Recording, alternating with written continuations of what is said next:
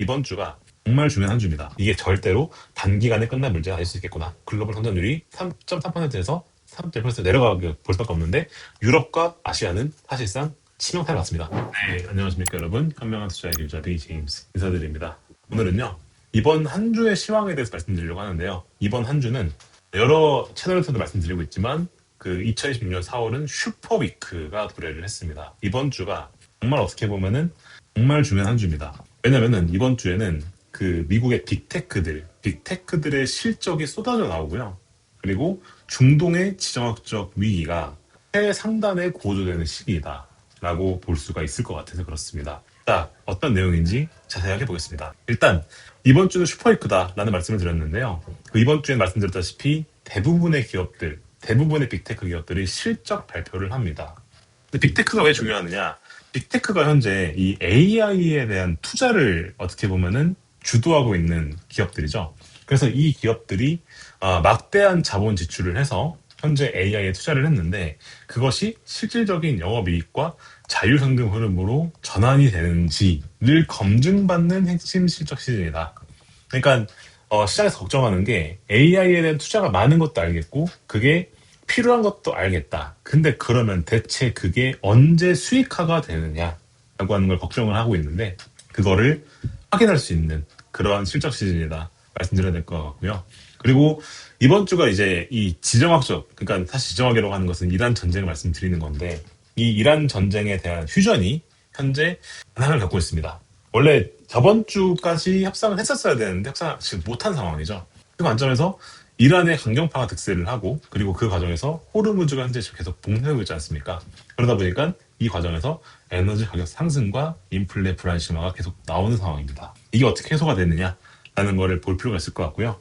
그래서 주요 월가 하우스들 의견을 보게 되었을 때 보시게 되면 사실 결론부터 말씀드리면 AI에 대한 이런 그 실적 펀더멘탈, 특히나 반도체가 주도하는 이제 그러한 펀더멘탈에 대한 건 의심의 여지가 없다. 그래서 기업 펀더멘탈은 견조할 것이고 실적은 좋을 것이다. 그렇지만 지정학 리스크가 존재하는 상황이기 때문에 이런 상황에서는 우리가 현명하게 자산 배분을 할 필요가 있다라고 얘기하는 게 이번 월가 아이브들의 결론이겠다 말씀드려야 될 것 같습니다. 자, 디테일하게 보겠습니다. 현재 미국의 경제 같은 경우에는요. 미국은 현재 OBBBA라는 재정 정책이 본격화되는 시기와 플러스로 인플레이션이 고착화되는 시기를 동시에 맞고 있습니다. 사실 트럼프 대통령이 펼치는 크게 두 가지의 세금 정책이 있는데 하나는 우리 모두가 아는 관세고요. 하나는 감세입니다. 감세. 그러니까 세금을 줄여주는 거죠. 근데 세금을 줄이게 되면 어떻게 되냐? 세금을 줄이게 되면 사람들의 가처분 소득이 올라가게 되고 이는 경제의 성장으로 이어집니다. 그래서 미국 경제가 사실 금리가 올라간 와중에도 추세 이상의 성장을 기록할 수밖에 없는 이유가 이렇게 그 재무부나 행정부가 이렇게 재정 정책을 푸는 것들이 있거든요. 그렇기 때문에 현재 미국 경제는 되게 고금리가 오랫동안 유지했음에도 불구하고 버티고 있는 겁니다. 근데 이런 상황에서 현재 인플레이션이 고착화되고 있어요. 왜? 당연하겠지만 그 경제가 성장하는 것도 그렇고 플러스로 에너지 가격 상승하는 때문에 그렇죠. 현재 중동에서 전쟁이 일어났기 때문에 유가가 올랐죠. 유가가 오르면 사실상 모든 자산의 가격이 오릅니다. 이렇게 되면 스태그플레이션이 올 수도 있다라는 공포를 현재 자극하고 있는 그런 상황이란 말이죠. 그래서 현재 상황을 봤었을 때는 인플레가 고착화되고 있고 그래서 인플레가 부활할 가능성이 제기가 되고 있고 근데 그 와중에 경제는 이 유가가 오르기 때문에 스태그플레이션이 올 수 있겠지만 이 OBBA 같은 재정 정책 때문에 버틸 수 있다는 그것이 강력하게 충돌하는 현재 그러한 상황이다 라고 볼 수 있겠다는 거죠. 근데 이렇게 되면은 경제는 부러질지 버틸지 모르고 근데 인플레가 오르는 건 확실하다라는 전망이지 않습니까? 그럼 어떻게 되냐면은 연준의 금리 인하 기대가 줄어듭니다. 그래서 원래 시장이 연내 금리 인하 폭을 100bp까지 보다가 이제는 50bp 수준으로 줄였고요. 그리고 첫 인하를 하는 것도 9월 달로 지연될 것이다. 라고 하는 게 현재 그 주요 월가 하우스들의 뷰입니다. 그렇게 된 배경이 아까 말씀드렸다시피 이란 전쟁 여파로 유가가 현재 배럴당 100달러 선에 고정되었죠.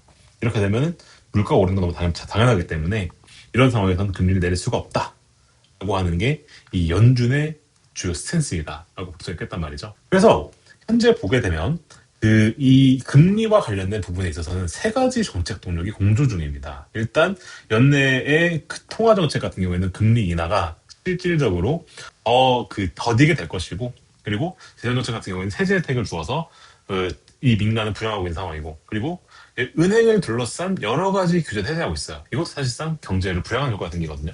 그래서 부양책과 이 그 경제를 옥죄는 그 약간 매파적인 그런 게 현재 공조 중에 있다라고 말씀을 드려야 될 것 같다는 부분인 거죠. 이런 와중에 이번 주에 아까 말씀드렸던 빅테크들의 실적 발표가 예상되고 있습니다.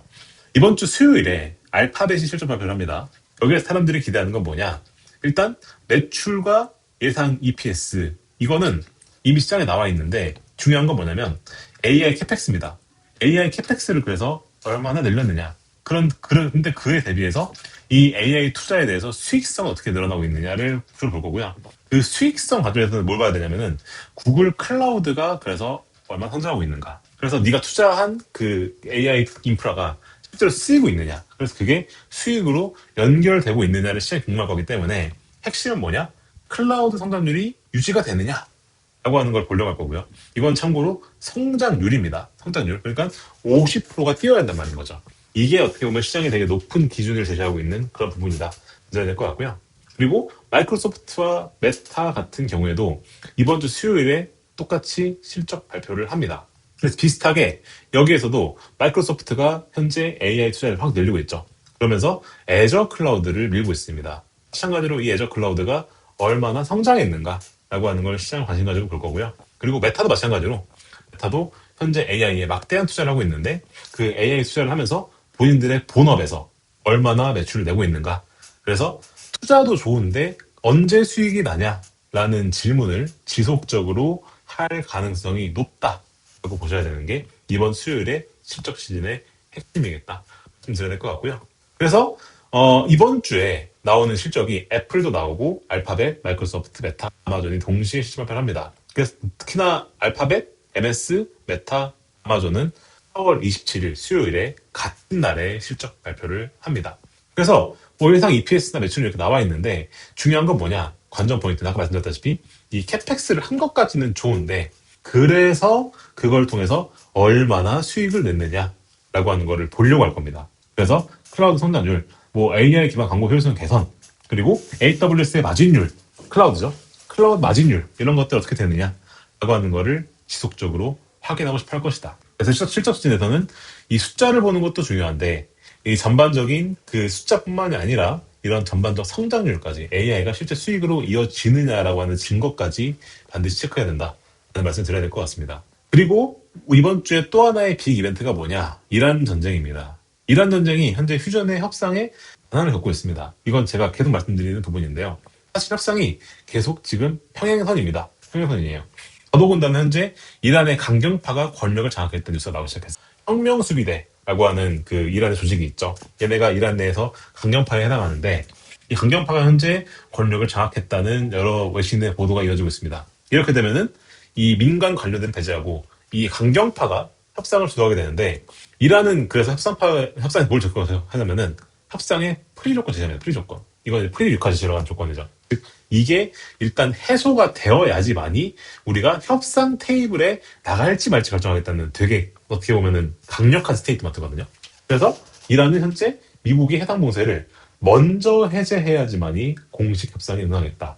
말 그대로 진짜 협상에서 자기들이 할 수 있는 모든 카드를 다 들이밀면서 강하게 나가는 거죠. 그러다 보니까 트럼프도 만만한 사람이 아니죠. 협상팀을 보내지 않겠다. 이란의 제안이 불충분하다.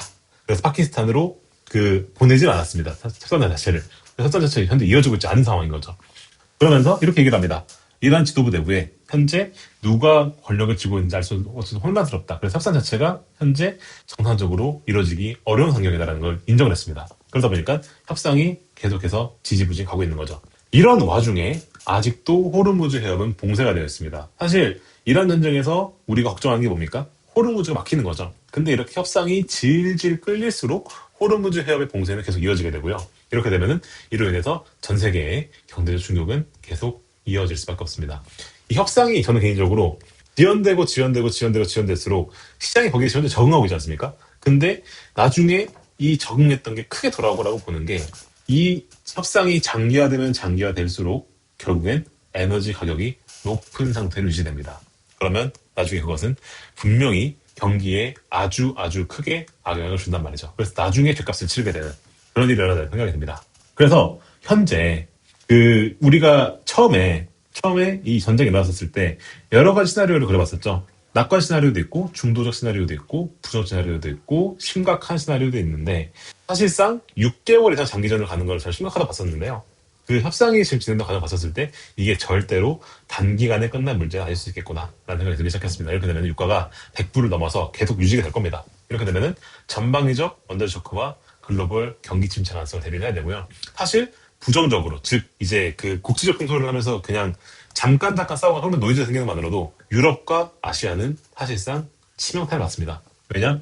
유럽과 아시아는 호르무즈에서 대부분의 에너지를 수입하거든요. 그래서 이게 아마 몇 개월 뒤에 경기 정체로 나타날 가능성이 커진다라는 말씀을 드려야 되겠다는 말씀인 거죠. 그래서 월가 IB들의 주요 포지셔닝을 보게 되었을 때 일단 그 골드만삭스 같은 경우에는 AI 인프라에 주목을 해라 라고 말을 하고요. 그리고 이제 JP모건 같은 경우에는 이제 그 위험 대비 전략을 만들어라 라는 말을 주로 합니다. 이렇게 말을 할 수밖에 없는 이유가 에너지 쇼크의 2차 파급 현상을 고려할 수밖에 없단 말을 하는 건데요. JP모건 같은 경우에는 일단 상업용 선박 현재 2,000척, 3,000척 이상이 걸프 지역에 고립되어 있다. 이렇게 되면은 이 에너지 쇼크가 원유 가격이 오르는 것뿐만 아니라 사실상 글로벌 전체 해상 물류가 마비된 상황이 올 수 있다는 말을 한단 말이죠. 배가 없어가지고. 그리고 아시아 같은 경우가 심각하게 맞는데 아시아 전체 수입이 35% 급감을 하면서 이들이 급격한 에너지 난을 겪을 수가 있다. 사실 그래서 지금까지만 보더라도 글로벌 성장률이 3.3%에서 3.1% 내려가게 볼 수밖에 없는데 장기전으로 가면은 더 내려갈 거다라는 이제 그 전망을 한다라는 겁니다. 그래서 지금까지 말씀드렸던 이제 전반적인 내용을 종합했을 때 전술적 자산 배분 가이드를 제시를 해드리자면 일단 저는 개인적으로 미국 대형주 특히나 AI 펀더멘탈이 확실한 기업들 뭐 반도체 같은 기업들이 있을 수 있죠. 이제 그러한 기업들은 저는 여전히 비중을 확대하는 게 유효하다고 봅니다. 왜냐? 아무리 전쟁이 온다 할지라도 펀더멘탈이 튼튼한 것들은 버팁니다. 그래서 이런 쪽에는 비중을 늘리는 게 맞고 그리고 안정적 성장을 하는 이런 섹터들도 좋다. 그리고 금과 에너지를 같이 가져가면은 지정한 리스크 캐치가 되기 때문에 이러한 식으로 포트폴리오를 구성하는 게 저는 확실히 좋다고 본다. 근데 우리가 비중을 줄여야 될 것들도 있는데 대표적인 게 유럽 주식. 이런 특히나 에너지에 직급탄을 맞는 주식이 유럽 주식이기 때문에 이런 나라들 비중을 줄이면 좋을 것 같고 그리고 인플레가 고착화되면 미국 국채에 대한 듀레이션 투자는 가급적 하지 않는 게 좋겠다. 드려야 될 것 같고요. 그리고 중소형주. 사실 금리 인하가 현재 불확실한 상황이기 때문에 이렇게 되면은 중소형주한테는 그렇게까지 우호적 환경이 아닙니다. 그래서 이런 것들 피하는 게 좋겠다 말씀드려야 될 것 같고 그리고 에너지 수입국에 투자하는 건 피해야 되겠다. 뭐 한국, 일본, 아시아 그런 나라들이 있을 수 있는데 근데 우리나라는 약간 예외적인 게 반도체가 포함되어 있으니까 반도체가 지금 다 끌고 가고 있죠. 그런 상황은 이어질 거기 때문에 이런 부분들을 고려를 해서 그 전술적 자산을 짜는 게 좋겠다 말씀드려야 될 것 같고 특히나 이란에 대한 전쟁 해소되기 전까지는 꼭 반드시 금, 에너지 같은 지정학 리스크를 해지할 수 있는 전략적 자산을 반드시 포함시켜서 쓰는 걸 권해드린다. 말씀드려야 될 것 같습니다. 그리고 이제 이번 주가 지나고 나면 5월 달이 옵니다. 5월 달이 되면은 우리가 뭘 주로 봐야 되느냐? 일단 케빈 워시 연준의장 인준이 되는데요. 이 연준 의장이 어떤 정책을 펼치느냐? 이런 걸 봐야 되는데 이것은 제가 또 스페셜 리포트로 가지고 오도록 하겠습니다. 그리고 6월 달이 되면 이제 여름으로 갑니다. 여름으로 가는데 6월이 되면은 걸프 지역에 폭염이 옵니다. 50도, 60도 하는 이제 그런 날씨가 오거든요. 이런 상황에서는 전쟁을 지속하는 게 미국도 부담이 되겠죠. 그래서 6월 달 전후에는 이제 중동 지역의 기후가 어떻게 되느냐 주목하는 게 좋을 것 같고 그리고 우리가 결국에는 AI가 어쨌든 간에 그 이 전반적인 이 시장의 조수주이기 때문에 AI 모델이 어떤 방향 발전하는가라고 하는 거를 면밀히 볼 필요가 있겠다. 말씀을 드려야 될 것 같습니다. 자, 아까 말씀드렸던 전술적 자산 배분, 이걸 저희가 퀀트 투자라고 부릅니다. 데이터에 기반해서 객관적으로 투자하는 방법이죠. 저희와 함께할 방법은 아래 고정 댓글 나와 있으니까 꼭 한번 참고해 보시면 좋을 것 같고요. 그럼 저는 다음에 인사를 드리겠습니다. 유튜브 채널 구독과 좋아요, 알림 설정까지 꼭 부탁드리겠습니다. 그럼 저는 다음에 인사드릴게요. 감사합니다.